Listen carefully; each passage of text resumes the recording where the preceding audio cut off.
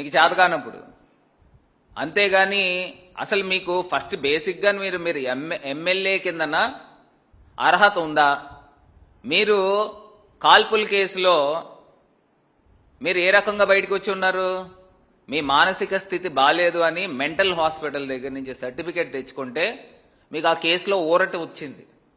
మీకు అదేమన్నా రెన్యూల్ చేయించాలేమో. అసలు మీరు మాట్లాడే విధానం అసలు నాకు ఒకటి అర్థం కావట్లా. ఆ అసెంబ్లీ డెకారం ఏ రకంగా ఉంటుంది? రెండు జేబుల్లో చేతులు పెట్టుకుని మళ్ళీనేమో తలపైన కూలింగ్ గ్లాసెస్ గాగల్స్ పెట్టుకుని మళ్ళీ దానికి మళ్ళీ ఒక విగ్గు, ఆ విగ్గు పైన మళ్ళీ గాగల్స్. అసలు ఎక్కడైనా ఒక అసెంబ్లీలో ఇలా జరుగుతుందండి?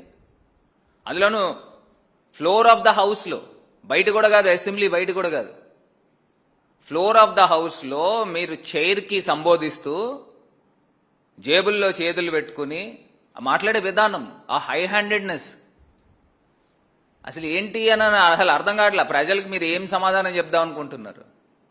అంటే ఈ తరహాలో అసెంబ్లీ సమావేశాలు జరుగుతూ ఉన్నాయి. మీకు ఏదన్నా ఉంటే మీ అల్లుడికో మీ బావకో మీరు కంప్లైంట్ చేసుకోండి. అంతేగాని 9వ పేరు వేసారు నా పేరు, అది మీకు అసెంబ్లీలో చెప్పాలా? ఏదన్నా ఉంటే మీరు మీ పార్టీ మీటింగుల్లోనో లేకపోతే మీ దాంట్లోనో పెట్టుకోండి.